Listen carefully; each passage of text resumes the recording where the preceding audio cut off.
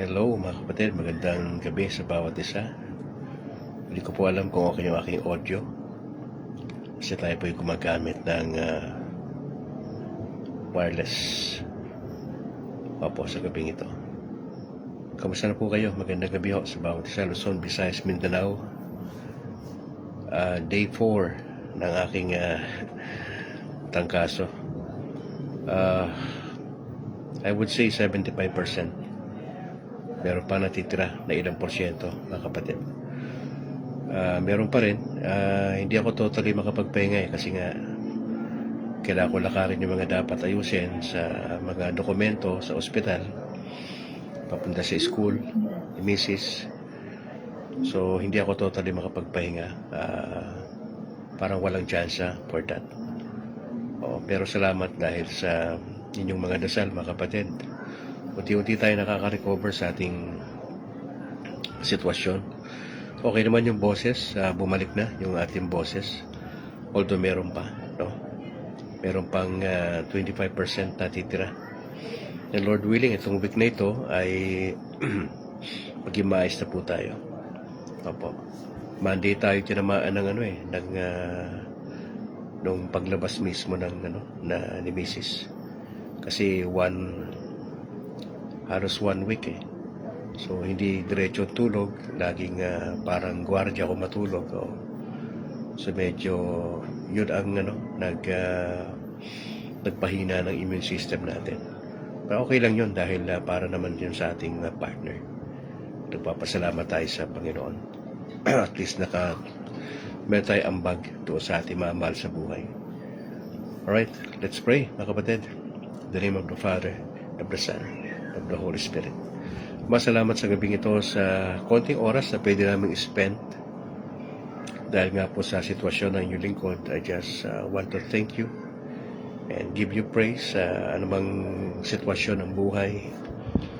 Laban lang kami sapagkat nandiyan ng Panginoon. Salamat sa opportunity dahil maraming nagdadasal, maraming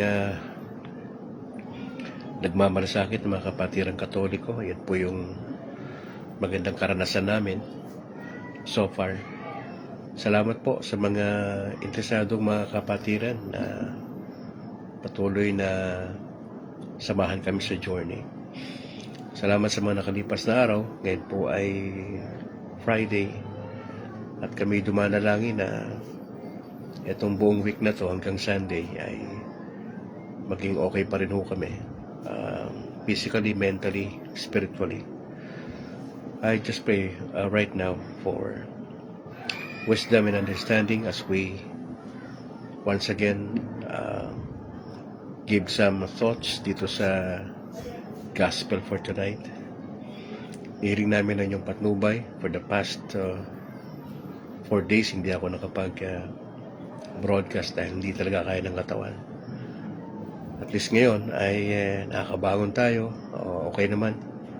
And Lord willing, magdire-diretso na po ito. Banal na Espiritu, bigyan niyo po ako ng talino at gabay sa oras na ito as we study. Tingnan namin yung ilang prinsipyo na pwede namin makuha rito at i-apply namin to sa aming mga buhay. Just want to thank you, Lord. Pray this in Jesus' name. Amen. In the name of the Father, the Son, the Holy Spirit. Mga kapatid, diretso ako sa ating gospel sa Matthew 5:20 to 26.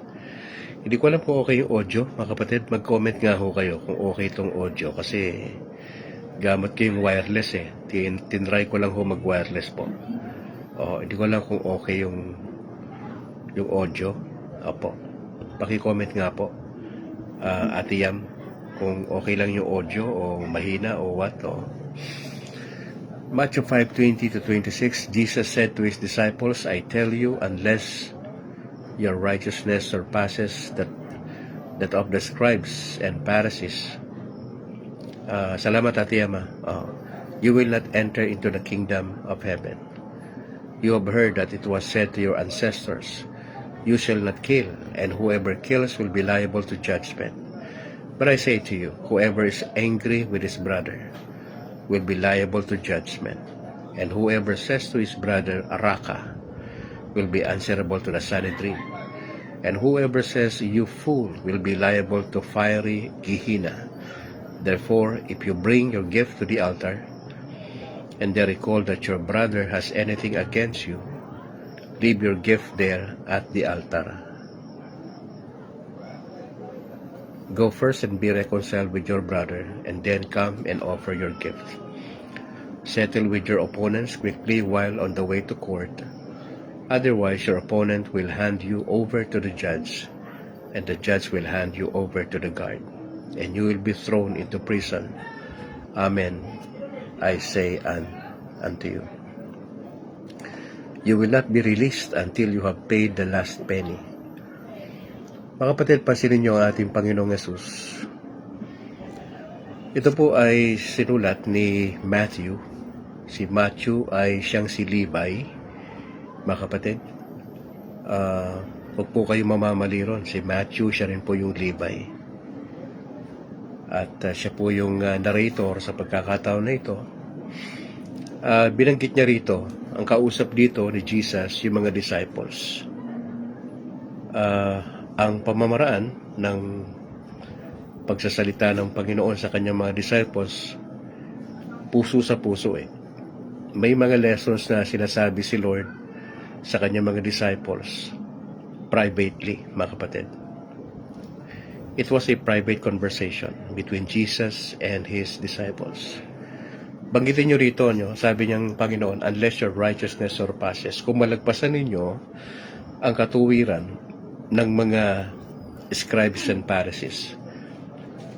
Mga kapatid, mga taong simbahan po ito sa templo.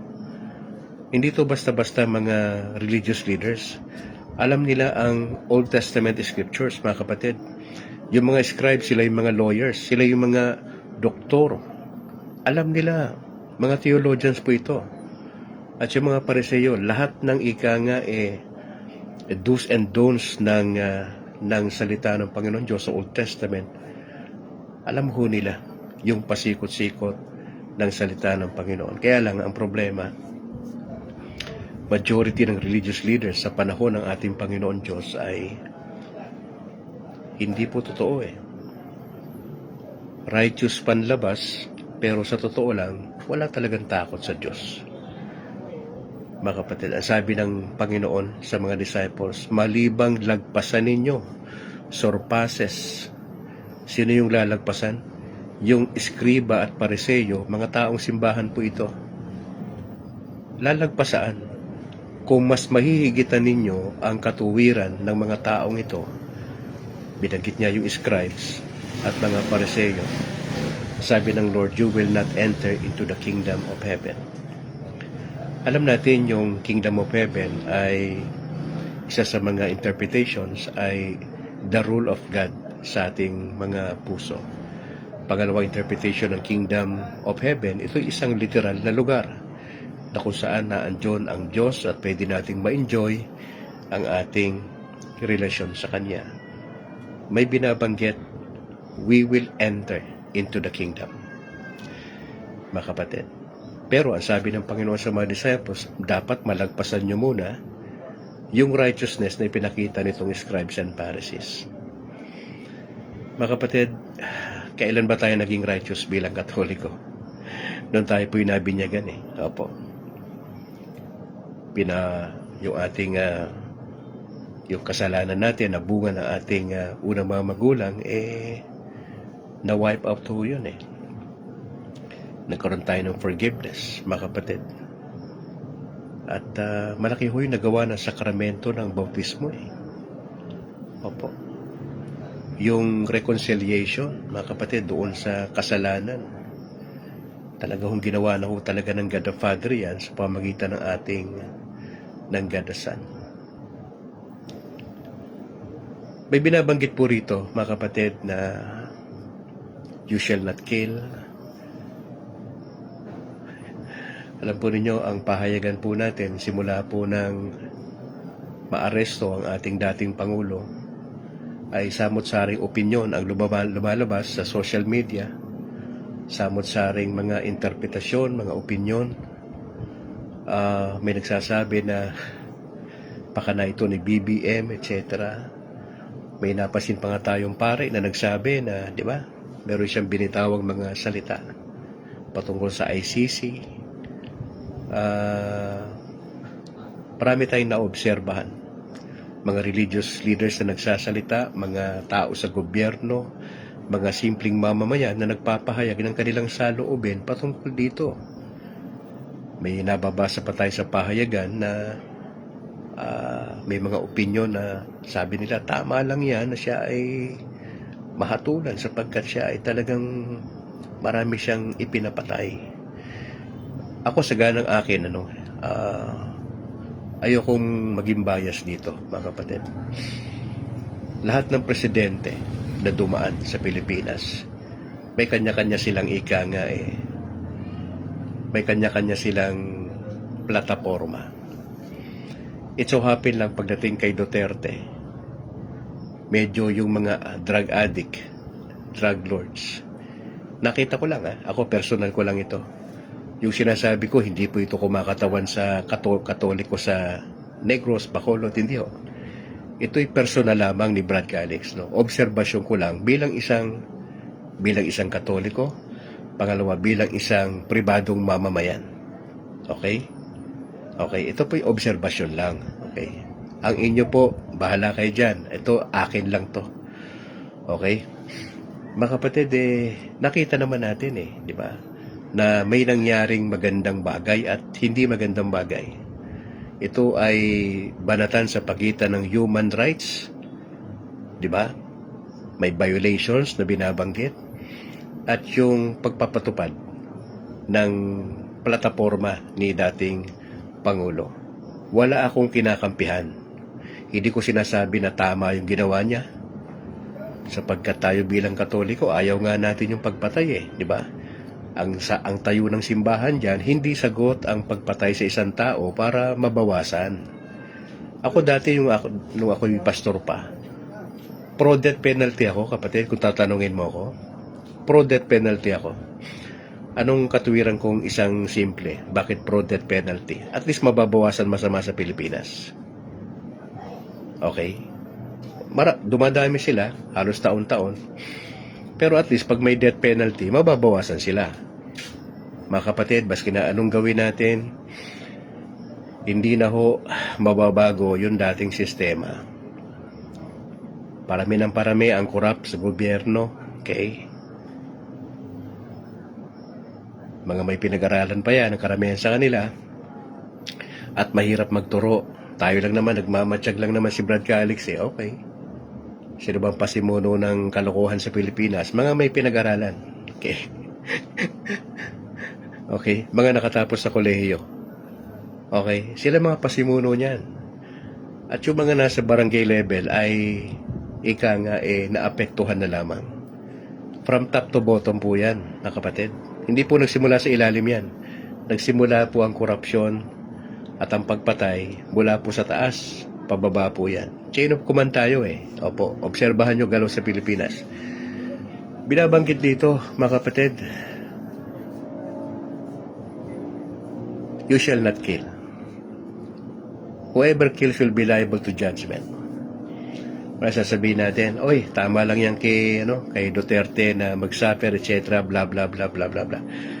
Mga kapatid, meron kang take dyan, may take ako. Sa totoo lang, hindi ako natutuwa sa nangyayari. Okay? Mix yung emotion ko pagdating dyan sa sitwasyon. Hindi ako kumakampi kay dating presidente, although binoto ko yan siya. Okay?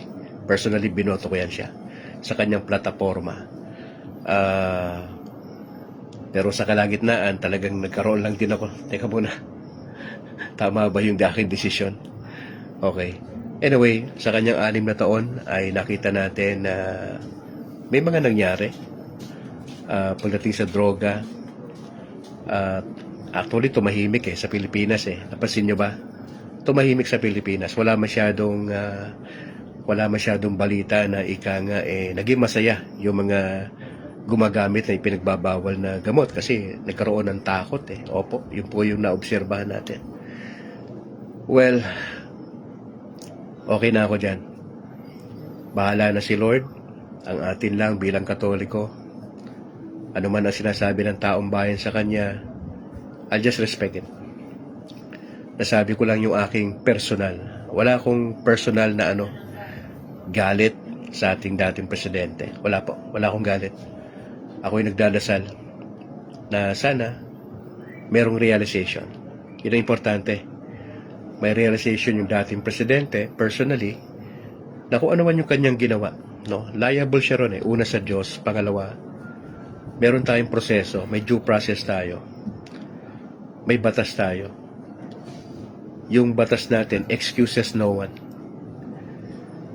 Dahil sinasabi ng talata, mga kapatid, you shall not kill, and whoever kills will be liable to judgment. Pag ito binabanggit ni Jesus, yung ikaw ay galit sa iyong kapatid, mananagot din pala tayo, mga kapatid. Yung sinasabi natin, may binabanggit na raka dito, will be answerable to the Sanhedrin.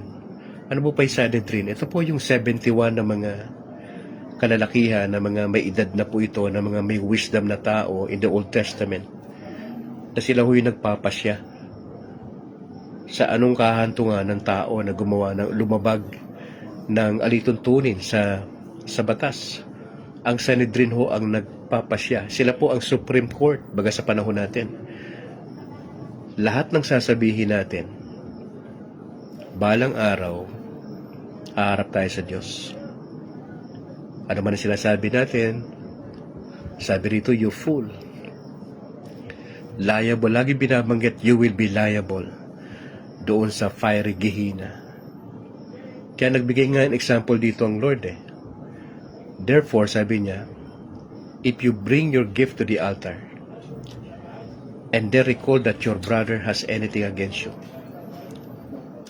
Ikaw to mismo, kapatid. Sa tingin mo, meron kang atraso sa iyong kapatid. Leave your gift there at the altar. So para bang, okay, bago ka magmisa, Saturday lang may naalala ka na merong something sa iyong kapatid mo na unsettled issues na pinaremind sa iyo ng Holy Spirit na medyo matagal na panahon, hindi pa na-settle. Bago mag-Sunday, parang yung application nito, ganun Opo. Bago ka pumunta sa misa, ayusin mo muna. Okay? Sabi dyan, iwan mo muna yung regalo mo. Iwan mo muna. Sabi dyan, go first and be reconciled with your brother. Na sino tong brother na ito? Ito yung kapwa-katoliko mo. Nakapatiran na medyo kainitan mo last year pa.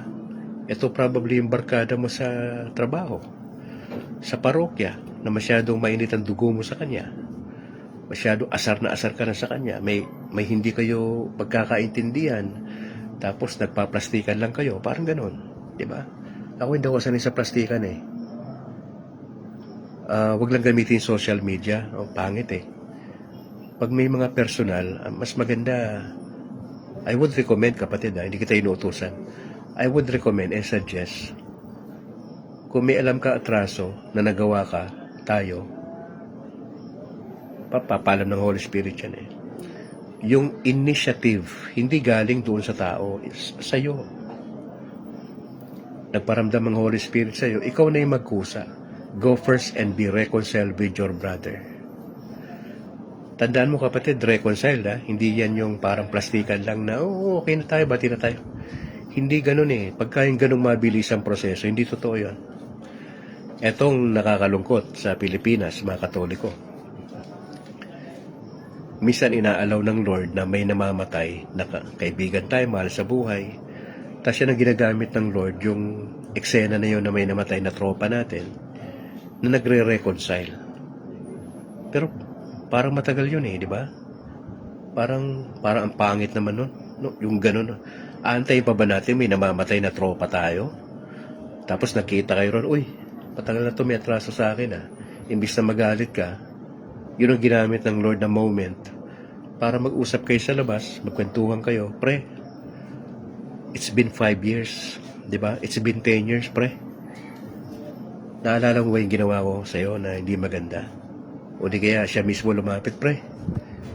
Nalulungkot ako sa nangyari sa tropa natin, Kausap lang namin yan last time Pero ngayon wala na. Tapos sabi mo, maiba tayo pre.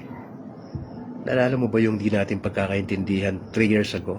Di ba? May ganun May ganung eksena May ganung mga moment Sana wag na natin antayin yung ganung moment Baka kasi ikaw na yung nasa loob ng kabaong Paano ka makaka-reconcile no pag nasa kabaong ka na? Di ba? Ang hirap nun. Ano yun? Pag nasa kabaong ka, tapos ano yun, makikita mo ba'y dudungaw dun sa tao sa'yo? Pag nakita mo yung tropa mo na may utang sa'yo, bigla kang didilat ka sa kanya para magparamdam. Parang hirap naman nun, di ba? Kakatakot naman yun, mga ganung setup. Sana hindi na po abot doon, mga kapatid. Sabi ni Lord, go first and be reconciled with your brother, and then come and offer your gift. So, walang kwenta yung misa pag Sunday, pagka meron tayong mga unresolved issues. Honestly, mga kapatid, nung ako'y pastor pa, ang sabi ko sa misis ko, pag meron tayong hindi pagkakaintindihan, wag mong ilabas ng Sabado yan kasi maapektuhan ako sa preaching.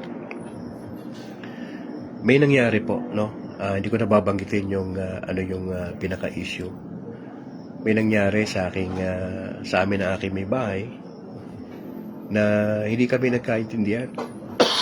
Excuse me po. Tapos hindi lang naalala siguro na Saturday. So sa madaling salita, naapektuhan ako, dumating ako sa point na hindi ako makapag-preach kasi hindi ko kaya Hindi ko kaya na hindi kami na-settle ng Sabado. Tapos Sunday magpipreach ako. Excuse me po. Hindi ko kaya po. Since then, natuto na kami, mga kapatid, na kapag may mga ganong issue sa pang-aasawa, ano lang, sabi ko lang, pwede ba Monday na lang? Importante, marunong tayo sa gano'n Importante, excuse me po, marunong tayong gumanon sa partner natin. Pwede Monday na lang yan. So, it takes talaga, mga kapatid, hindi biro Sa pag-asawa kasi may mga ganun may mga moments tayo na nasa law, di ba? Alam niyo naman yan. Kami ni Mrs. 17 years pa lang kami sa aming pagsasama bilang mag-asawa. 16 yung aming panganay, 17 years pa lang po kami. Probably kayo, mga 30, 40, opo. Saludo kami sa inyo, mga kapatid. At kung kayo ay bihira mag-away, naku, saludo kami sa inyo. Pero hindi nyo pwede sabihin sa akin na walang eksena sa buhay nyo na hindi kayo nagkagulo. Yun naman ang hindi ako maniniwala sa inyo. Kanyo, hindi kayo nagkagulo? Maski na isang beses man lang, hindi kayo nagkasagutan. Oh, come on. Di ba? May mga ganyan eksena, mga kapatid. Natuto lang po kami. Natuto lang. So, yung reconciliation, importante po yan. Huwag na nating antayin pa na may mababaw yan ang buhay bago natin na-realize. Uli na, pag nasa kahon na yung tao, nakahiga na ron, at wala. Maski na anong gawing iyak mo, wala nang kwenta po yan Pakipag-reconcile hanggat buhay. Okay. Makapag-reconcile hanggat may opportunity. Huwag na nang antayin na may mga ganun eksena na doon lang kayo mag-uusap. Masyado matagal yun. At hindi ino-honor ng Lord ang anumang klaseng paglilingkod sa parokya. Maski na ano pang dami ng ministry mo dyan sa parokya. Pag may galit ka sa puso sa kapwa, ang hirap. Wala yan. Walang kwenta yung paglilingkod na yan. Hindi yan gumaganon si Lord.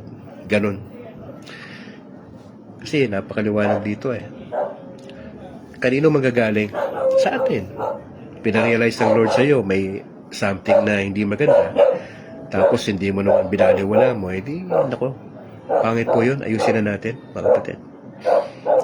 May binabanggit pa dyan, settle with your opponent quickly while on the way to court. Otherwise, your opponent will hand you over to judge. Simple lang din naman sinasabi ng Lord dito Makipag-areglo ka na. Wag nang antay na ipapabarangay ka pa. Yan ang mga practical application Bakit ipapabarangay ka? Kasi wala namang ginagawa. Alam mo na sinabihan ka na ng kapitbahay mo na wag kang magtatapon ng basura dyan sa subdivision nyo, kalat ka ng kalat. Tapos yung dumi ng aso nyo sa gate pa niya. Tapos gumagawa ka ng eksena lagi sa community nyo, di ba? O, tapos dasal ka ng dasal. Wala ka namang ginagawa dun sa atraso na meron kayo sa community. O, anong pakiramdam kung binigyan ka ng sampina ng barangay? O, pinatawag ka sa barangay? Matutuwa ka ba? Damirpak malaman ng community, pinatawag ka sa barangay. Kapatid, nakakaya yun kasi pangalan yun eh. Pangalan mo. Saka pa mag-appear ka sa barangay, yung iba tuwan-tuwa pa nga dyan eh. Kasi parang sumisikat daw sila. Hindi ho. Basta once na ikaw ay pinabarangay ka, may pangalan ka na doon na may problema ka na. Mahirap yun. Wag na natin antayin yung may gano'ng eksena. Papatawag ka. Tapos pupunta ang pulis sa'yo dyan sa bahay. Kasi may ginawa kang di magandang Katoliko, di ba? Nako, mga kapatid, iwasan natin yan. Ako napaka-ingat ko sa ganyan. Oo, kasi yung pangalan, hindi lang pangalan mo importante, pangalan ni Lord eh. Ang puprotektahan mo dyan, pangalan ni Jesus. Pangalawa yung apelido mo. Protektahan mo kung kilala kayong pamilya sa community at medyo balasubas yung galawan natin. Tako, magagalit sa iyo mga kamag-anak mo. Bakit mo dinungisan ng pangalan ng angka natin? Di ba may ganyang eksena? Oh, hindi lang naman sa ano yan eh. Hindi lang naman pampamas yung mga binabanggit ko sa inyo eh. Opo. Realidad po yan. Pag dinungisan mo yung pangalan, sinusumpa yung tao eh. Tama? Oo. Hindi to bago. Hindi to kwento-kwento. Hindi to kwentong barbero ni Brad. Hindi ho. Realidad to, mga kapatid. Ingatan po natin yan. Kasi sabi ni Lord eh, makukulong ka dyan. O hindi ka marirelease hanggat hindi mo nababayaran ang kahuli-hulihang sentimo until you have paid the last penny. So sabihin nyo, so what? Anong pakialam ko dyan, Brad Calix, sa ating pinag-uusapan? Ito ang pakialam mo, kapatid. Ano yung pinag-uusapan natin? Sentrohan lang natin, mga kapatid, yung galit. Masama ba magalit? Hindi ho. Si Jesus nagalit eh. Kung sinabi mong masama magalit, si Jesus, nagalit siya. Kailan siya nagalit, Brad Calix? Parang wala akong naalala sa Bible ah. Hindi ka lang nagbabasa siguro. Binabasa mo ata lagi, dyaryo eh. Saan ba siya nagalit? Hindi ho ba yung mga nagbebenta, nalala niyo sa templo, ginawa na nilang parang ukay-ukay yung dong templo na imbis na yung mga merchandiser, di ba? Doon na nagtitinda eh. Gumawa ng Lord ng panghataw talaga eh. Pinagtutulak niya yung mga nagbebenta ng kalapati ron eh. Kasi nga, pag pumunta ka ron sa templo, kailangan mag-offer ka ng mga hayop. Nandun lahat yung mga pigeons, etc. Turtle doves, etc. Nandun lang yun. Kaya lang, imbis nandun sila sa may pwesto nila, sa labas, andun na mismo sila, malapit sa loob, sa entrance. Baga, binaboy nila ng mga tao noong unang panahon yung templo. Kaya nagalit si Jesus. Sabi niya, pagkatapos nun, hindi nyo ba alam na itong templo na ito, tahanan to ng aking ama? Yun, tapos nagalit siya, pinaghahampas niya yung mga ano doon. Doon siya nagalit. Yun po ay righteous anger. Opo. Bakit ba tayo nagagalit? Siguro nasanay ka sa may mga parents ka na nandun sa edad na magagalitin.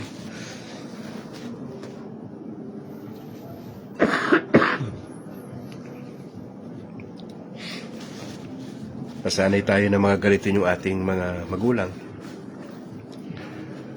Pagkagising mo sa umaga, matutulog ka sa gabi, patataas lagi yung boses. Lumaki ako sa ganung pamilya. Opo. Lagi maingay. Baka high blood ka, okay. Bakit ka madalas magalit? Siguro dahil laging yung negosyo mo wala nangyayari, di ba? Yung mga kaibigan mo dapat asahan mo, hindi mo maasahan. Maraming reasons kaya tayo nagagalit. Pero saan ba humahantong yung galit natin? Ang pinaka-worst yung papatay tayo. Pinaka-worst yung nagalit tayo. Nakagawa tayo hindi maganda sa kapwa. Una sa ating asawa, sa ating mga anak. I've been to that, mga kapatid. Hindi ako nagmamalinis. I've been to that. May mga moments ako sa buhay ko, sa first marriage ko. May mga moments ako napalpak talaga. Hindi maganda bilang pastor. Okay. Sa second marriage ko, may mga moments din ako na nagawa sa buhay ko na kung binabalikan ko, hindi maganda, sana hindi nangyari. Pero tapos na, wala na akong magawa ron. Tapos na, wala na akong magawa. The only thing that I can do ay extra grace sa Lord. Especially the way we use our tongue, di ba? Pag nakapagbitaw ka na ng salita sa mahal mo sa buhay, ang hirap i-erase po yun. Napakahirap, mga kapatid. Maniwala kayo. Mabitawan mo ang isang salita, kakamatayan mo na lang yan. Nandun pa sa utak ng taong napagsabihan mo yun. Opo, napakahirap. Pwede ka magpatawad Sinasabi ko madalas, pwede tayo magpatawad sa atraso ng iba sa atin. Pero hindi tayo kailanman nakakalimot. Bilang Katoliko. Pwede ka magpatawad, pero never makalimot ang isang tao. The reason why hindi lang natin inuungkat yon, yung atraso ng tao sa atin. Alam niyo kung bakit? Kasi nga, iniingatan mo ang relasyon. Ayaw mo nang ungkatin yon. Kasi nga, nagpapahalaga ka sa relasyon. Wala namang iba Di ba? Uungkatin mo. Mga babae, magaling sa ungkatan Di ba? Sa mga nakalipas, ungkatan, magaling ang babae. Oo, history talaga yun. Babalik na simulang-simula. Kaya nga tayo mga lalaki, ingat tayo pag nakagawa tayo hindi maganda sa partner natin. Ultimo yung unang pagkakamali nyo nung hindi pa kayo mag-asawa, uungkatin niya ng partner nyo. Maniwala kayo sa akin. Uungkatin po yan, mga kapatid. Kasi hindi tayo marunong makalimot. Hindi tayo marunong makalimot. Pwede magpatawad, pero nakaimbak yan sa likuran ng utak natin. Yung eksaktong lugar, saan nangyari, ano yung pagkakamali mo, ano yung nasabi mong partikular na salita. Naaalala po nila yon. Makita pa lang nila tayo sa malayo, alam na nila kung ano atraso natin. Ano gagawin natin? Magpakumbaba tayo. Umamin tayo ng mali natin at sabihin natin sa Lord, tulungan niyo ako. From now on, ayusin ko na sa pagsasalita. Magiging mahinahon na ako. Yun ang kailangan natin, mga kapatid. Magiging mahinahon na ako. Bago ko magsalita sa kapwa, tatansyahin ko na to. Now, just in case, makalimot tayo, nagkamali tayo. Kapatid, takbo tayo sa tao. Okay? Takbo tayo sa tao. Tawagan natin. Video call natin. May naalala tayo something na baka nasaktan siya, etc. I-call mo na attention. Brad, pasensya ka na kasi para kasing kanina nagsasalita tayo. Para may naalala kong may nabanggit ako salitang di maganda ano ba yun? May issue? May issue ba? Importante yun mga kapatid. Huwag nating antayin na mabibuild up yung ganon. Hindi pa umaano yung apoy. Ano yun natin? It takes humility kasi. Umamin ka na mali mo. It takes humility. Marami sa Katoliko, ay na nila yan. Ba't ako amin? May PhD ako, amin ako na, siya nga nagkamali. Hindi. Kapatid, kung sino man ang nagkamali, unahan mo na yun. Unahan mo na. Kasi wala rin mapapala. Kung antayin mo pa siya, kumilos. Nababother ka na nga, di ba? Hindi may ikaw may atraso, pero ikaw ay nababother. Di una, brad, sis, Meron ba something? Kasi parang naalala ko, last week, ganun eh. Ang tagal na nga yung last week eh. Pag uwi mo sa bahay, after ng meeting sa opisina, no, may naalala kang ganun. Tawagan mo na yung tao, nagkairit na kayo sa meeting sa parokya, etc. o sa trabaho.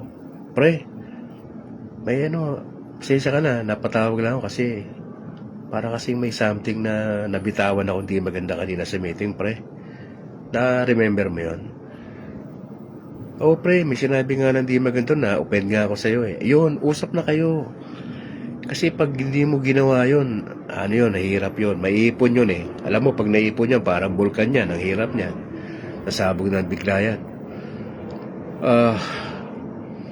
Doon tayo sa reconciliation, mga kapatid. Huwag tayo makipag-away, ha? Sige, dyan na lang muna ako.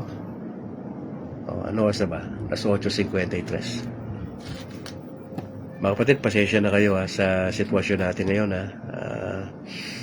Gusto ko man mag-broadcast, hindi kaya ng katawan, kapatid. Hindi kaya. Yung utak ko gustong tumayo ng alas 4, naka-alarm naman ako lagi. Pero yung katawan ko ayaw sumabay. Yung utak ko sabi, mag-broadcast ka. Sabi ng katawan ko, hindi. May trangkaso ka, Brad. Sabi ng katawan ko sa utak ko, hindi pwede mag-broadcast si Brad Calix. Kasi may trangkaso day 4. Ano ginagawa ngayong gabi niya? Ba't nagpapakita dito ngayong gabi? Nagpaparamdam lang po ko sa inyo na buhay pa ako. Baka iba na sinasabi, oy, nadali na ata si Brad Calix. Mga kapatid, matagal pa ho yun eh. Masamang damo daw po tayo eh. Okay, masamang damo raw si Brad Calix. Bakit masamang damo? Kasi nagkatoliko daw po ako. Hindi po ako nagdadamo, no? Noong elementary po nagdadamo ko. Yung cutting ng grasses, ha? Hindi po yung damo na paliwanag ng mga tao sa Pilipinas ngayon. Hindi po. Alright, I'd like to acknowledge yung mga kapatiran. Bro, Jesus, hindi ko alam kung tama itong binabanggit kong pangalan eh. Bro, pasensya ha. Gnidap, bro, salamat for joining, bro. Salamat sa dasal, ha. Raydan Garcia, maraming salamat, bro. Bobby Taruk, Louie, salamat. Yung mga insights mo, ano yan, importante yan, brada. Diretso mo yan, ha, kasi kailangan natin yan. Oo. Baka kakailanganin natin yan in the near future, Brad. Diretso mo lang yan. Gusto ko yan. Alben Bahan, maraming salamat, bro. Si Doc Lene Posadas, psychologist po ito. Mahusay po ito. Tropa natin to. Doc, thank you for joining. Rex Del Rosario, Alim Puangon. Bro Rex, salamat. Taga Kabangkalan. Si Jeremy Nonasan Balahad sa Santa Rosa, no, kapatid, Laguna. Maraming salamat. Si Edison Dimihilio, maraming salamat, bro. Pastor Dan Baldosa, salamat po. Jean Ren, hindi ko alam kung tama yung banggit ko, hindi po tayo linguist eh. Pasensya na po kayo kung mali po yung pronunciation ko. Ate Penuki, Evangelista ate, salamat. John Allen, Jimmy Oren, salamat. Zong Jinwoo, matamang Koreano yung pangalan no? Alan Yaneta sa Hungary, bro, salamat. Arthur Sabare, Evangelist Babe sa Costa, salamat for joining. Jessa Gimaras. Edward Muliken Jr., bro, maraming salamat. Salamat sa pag-aasikaso ng tower natin sa DYAF, Ate Rodora Murillo, magandang gabi po, ate. Regards kay Pastor Murillo. Kaibigan natin yan sa Pangasinan. Opo, yung pastor's wife po ito. Si Ate Rodora. Montejo, ate, salamat. Meron ba tayong di nabanggit? Si Bro Tata Tanyesa, magandang gabi, bro. Ah, si Pastor Jose Biasong, isa sa mga malakas na ministeryo ni Pastor ang OFWs. Pastor, salamat po sa ministry nyo. Regards lang po sa buong tropa. Kay Pastor Bunsoy. Hindi ko alam kung tama yung banggit ko ng pangalan. Alright. Mga kapatid, I don't know kung bukas kaya ko mag-broadcast ng umaga. Again, sabi ng utak ko, mag-broadcast ako, pero yung katawan ko sabi, no, you have to rest. So kanina, umuubo pa rin ako. So may tama pa rin ako, 25% pa. 75% okay na ako, pero may natitira pang 25%. Mga kapatid, update para kay Mrs. Ongoing po yung sitwasyon ni Mama sa bahay. Naka-oxygen lagi. Next week pupunta kami sa kanyang oncologist para tignan yung kanyang sitwasyon, yung kanyang doktor. Dito na lang sa sa Corazon Locsin. Lagi masakit yung likod ni Mrs. Yung ribs niya doon sa part na yun. Yun lagi yung reklamo ng kanyang katawan. Mga kapatid, salamat sa inyong dasal. Salamat sa pagsama nyo sa aming sitwasyon. Na ano po namin yun, yung ginagawa nyong dasal para kay Mrs. Malaking tulong po yun sa amin. Saka yung the mere fact na nandiyan kayo na sa journey namin. Hindi nyo kami iniwan sa ere. Salamat mga kapatid. Thankful talaga kay Lord at sa inyo. Dire-diretso lang po tayo mga kapatid. Ipagdasal nyo rin ako na sa total recovery ko. I'm not sure bukas kung makakapag-broadcast na umaga, pero pag nakita nyo ako sa umaga, yun. Walang promise this time. Basta nag-appear lang ako, salamat lang sa Lord. Pagka wala po talaga. So, 4 na araw tayong wala. Ngayon lang ako nagpakita uli. Salamat sa Panginoon. Alright. Yun lang po yung update natin kay Mrs. Maraming salamat po sa inyo mga kapatid. Tayo po yung manalangin. In the name of the Father, the Son, the Holy Spirit. Salamat po sa aming napag-usapan. Maraming prinsipyo kami nakita rito. Tulungan nyo lang po kami, Lord, na yung galit namin ay nasa lugar lang. Na hindi kami makapirwisyo ng kapwa namin. Na ito'y hahantong sa hindi magandang bagay. Ang prinsipyo, lahat ng sasabihin namin later on, may katapat ito. May hatol sa Diyos. Ang lahat ng nabibitawan namin, even yung aming emosyon, paano namin to inaasikaso. Tulungan niyo ho kami na maging kami lagi. Tingnan namin yung sarili namin. Ang hirap magpuli sa sarili. Totoo lang. Mas madali pang magpuli sa ibang tao Pero bantayan ang sarili namin, hirap na hirap kami. Tulungan niyo kami na mag-concentrate kami sa sarili naming flaws at palakasin namin sarili namin sa inyong biyaya. Patuloy kayong gumalaw sa amin, Banal na Espiritu, sa mga Katoliko sa Pilipinas, na maging totoong Katoliko kami. Katoliko na may takot kay Kristo. Katoliko na ang pundasyon ay ang salita ng Diyos. Hindi lang tamang relasyon sa Lord, kundi sa aming ugnayan sa kapwa, importante rin. Lord, pagpalaan niyo yung mga pastor na kasama namin sa broadcast tonight. Samahan niyo po sila sa kanilang mga endeavor na ministry. Katulad namin na nagpapalaganap din ang Ebanghelyo ng Panginoon Diyos sa iba't ibang paraan. Pagpiri namin na ang mga Katoliko po na kasama sa broadcast na ito at bahagi ng buhay ni Brad Calix simula po noong December 3 last year, ay patuloy nyo kami tulungan na maging ganap kaming Katoliko. Yung totoong Katoliko. Katoliko na merong pasanin sa evangelization. Lord, we are praying for our Pope Francis sa kanyang patuloy na paggaling sa kanyang sitwasyon. Si dating President Rodrigo Roa Duterte, sa mga nangyayari po sa kanya ngayon, sana may realization lang din na usapang puso sa puso ng Diyos. Ano ba talaga ang plano ng aming presidente? Hindi namin alam ko ano ba talaga nangyari.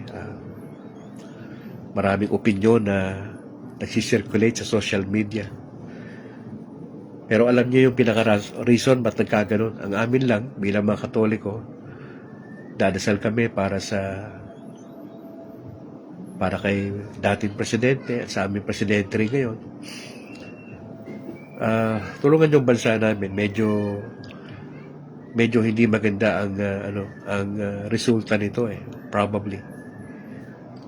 Hindi namin alam mangyari kinabukasan kung ano ang pinaka nito resulta. Pero nakita na namin yung pagprotesta sa iba't ibang bahagi sa Pilipinas at may mga pagbabanta na sinasabi ng iba. Pero ayaw namin masyadong pokosan yun. Gusto namin pokosan yung posible yung gawin sa magkabilang panig. Nandun pa rin kami, nakakalma lang kami, magdadasal lang, mag-aantay. Tulungan nyo kami. We just pray, Father, na ma-guide ko ang mga Katoliko sa Pilipinas sa tamang saloobin patungkol sa Panginoong Yesus. Magsilbing asin at ilaw. Natingnan namin ang mga protestante at mga evangelicals na hindi kaaway, kundi mga kaibigan, nakatuwang sa pag-spread out ng katotohanan. Sapagkat yan naman ang nais ng Panginoon Diyos, na magkaisa. Lord, we just pray na samahan nyo kami sa pagtulog mamaya. Ma-enjoy namin ang pagtulog yan. Lord willing, bukas, buhay pa kami. Panibagong buhay at pag-asa na harap kami sa inyo at sa aming kapwa. Lord, maraming salamat dahil mabuti kayo sa amin. Sobra yung biyaya nyo. Hindi namin sobra yung mali na ginagawa namin, pang-aabuso namin sa sarili namin, sa kapwa namin, and yet yung pagmamahal nyo hindi nagbabago. Sobra yung pagmamahal nyo sa amin. Grabe, hindi namin may paliwanag. Pero tulungan nyo kami, huwag namin abusuhin ang biyaya nyo. Lord, salamat sa iyong salita. I just want to praise you. Yung mga OFWs namin, magpapalaya nyo po sila sa kanilang hard work nila, sa trabaho kanilang mga pamilya sa Pinas, ingatan nyo po sila. Maraming request yung mga kapatid ko ngayon dito sa broadcast na hindi ko mababanggit. Pero samahan nyo po sila. Just pray for good health, finances, spiritual life namin, na kami po ay magpatuloy sa Panginoon, ano man ang aming sitwasyon. Lord, maraming salamat po. Thank you so much. We pray this in Jesus' name. Amen, amen. In the name of the Father, and of the Son, and of the Holy Spirit. Mga kapatid, maraming salamat for joining. Paki-share yung ating video sa mga tropa natin sa Catholic community nationwide. Maraming salamat sa lahat ng mga kaparian natin, especially sa aking bishop dito sa Bacolod, Bishop Patricio Buson. Just celebrated yung kanyang 75th birthday sa araw na ito. Bishop Patricio, magandang gabi at sa lahat ng mga kaparian natin sa Diocese ng Bacolod at yung aming bagong resident priest sa Subag, sa San Juan Nepomuceno, si Reverend Father Egay. Maraming salamat po. Lord willing, magkikita po tayo, Pads. Maraming salamat. Mga kapatid, maraming salamat for joining. Sa ngala po na aking may bahay na si Annalyn Ledesma Calixtro at yung aming dalawang anak na si James Philip at Alana Grace. Brad Calix mula rito sa Negros Occidental. To God be the glory. Ingat po kayo mga kapatid. And bye for now.